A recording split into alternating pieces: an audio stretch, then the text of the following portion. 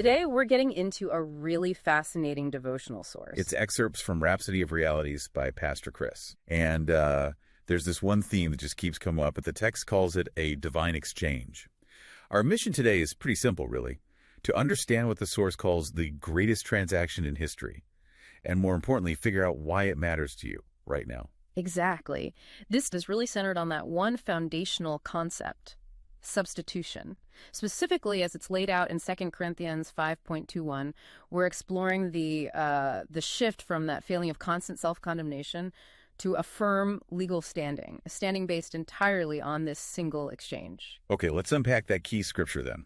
It seemed to be the foundation for everything here. For he hath made him to be sin for us who knew no sin, that we might be made the righteousness of God in him. And that verse right there that defines the divine exchange, the core of it is this: Jesus, who is perfectly just, took on the penalty for our sin, and in return, we receive his righteousness. You know, I noticed this source makes a very careful distinction there, almost an academic one. It insists that Jesus became the sacrifice for sin, not a sinner himself. Why is that distinction so crucial? Does the source get into that? It does, and it's a really important point. I mean, think about it. If he had actually become a sinner, he would have needed redemption himself. But by becoming the sacrifice, the perfect offering, he kept his sinless standing. And because of that, he could legally satisfy the demands of justice for everyone else. That brings up something that I found really interesting. The source calls this the gospel of substitution, and they keep stressing that this whole transaction was perfectly legal. If this is all about a massive gift of mercy, why spend so much time on the legal framework? I mean, doesn't focusing on legality kind of undermine the idea of grace? Which brings us to the practical application. That's a great question because it seems like a contradiction.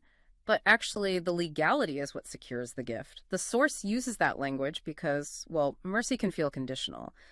But justice that has been satisfied, that's a permanent, irrevocable fact. We see it in 1 Peter 3.1e, which says, Christ also hath once suffered for sins, the just for the unjust. He paid the debt in full.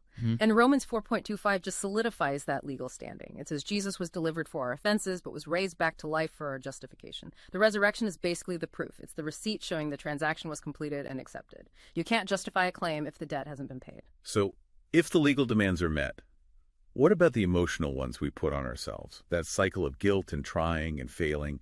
What does this legally completed transaction mean for someone listening in their day-to-day life? Well, it completely demolishes the idea that righteousness is a product of your moral effort or your good works. Righteousness is imparted to your spirit the moment you believe. It's a gift that's put inside you. It's like the difference between trying to earn the title of prince by cleaning the castle floors versus just being told you are the prince. Your standing is innate, not earned. That difference, gift versus effort, that's massive. Yeah. And the text notes, this completely changes your walk with God. It gives you boldness in prayer, in your confessions.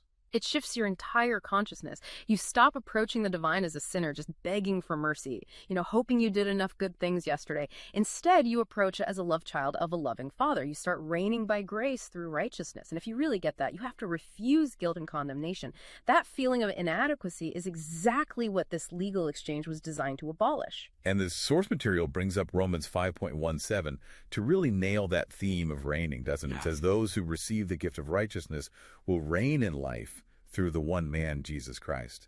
Well, what does reigning in life actually look like in plain language? It means you operate from a position of authority, of certainty, not from fear or scarcity.